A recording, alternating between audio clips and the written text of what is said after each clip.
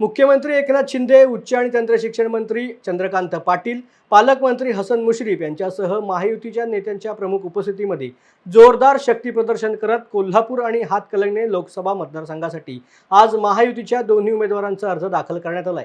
कोल्हापूर लोकसभेसाठी खासदार संजय मंडलिक तर हातकणंगले लोकसभेसाठी खासदार धैर्यशील माने यांनी आज आपला उमेदवारी अर्ज दाखल केलाय। यावेळेला गांधी मैदान ते खानविलकर पेट्रोल पंपापर्यंत मोठी रॅली काढून शक्ती प्रदर्शन करण्यात आलं।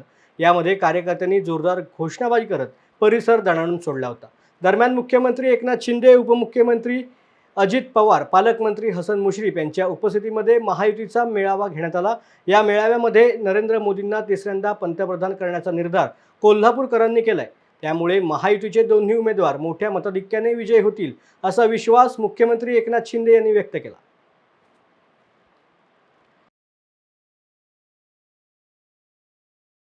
कोल्हापूर आणि हातकणंगले दोन्ही महायुतीचे उमेदवार संजय मंडलिक आणि धैर्यशील माने यांचे अर्ज भरायला मतदारसंघातले हजारो लोक आज रस्त्यावर उतरले होते।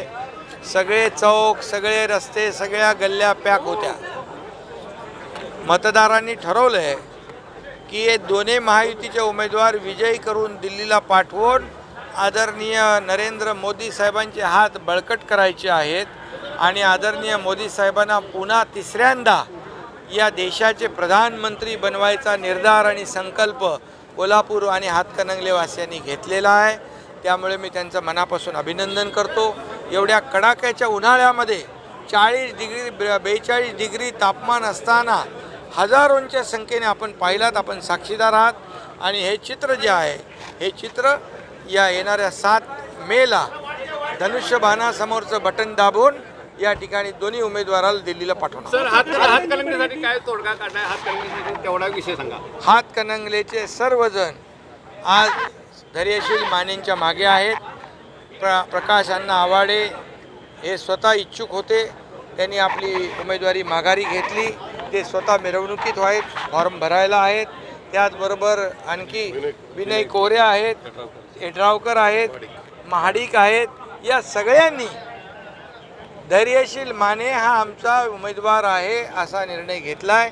त्यामुळे आता तुम्हाला काही शंका कुशंका, काही चिंता नसावी। सगळे नेते जिल्ह्यातील सक्रिय सगळे नेते महायुती मजबूत आहे आणि त्यांनी आमचा निश्चय एकच आहे की या देशाची ही निवडणूक देशाच्या विकासाची आहे। ही निवडणूक देशाचे प्रधानमंत्री मोदी साहेबांना तिसऱ्यांदा प्रधानमंत्री बनवायची आहे। त्यामुळे या देशाची निवडणूक आहे, एका मतदारसंघाची किंवा धैर्यशील माने संजय मंडलिकची नाही। ही जनतेची निवडणूक आहे आणि रयतेची निवडणूक आहे। याच्यामध्ये जनता पूर्णपणे दोन्ही उमेदवारांना विजयी करेल।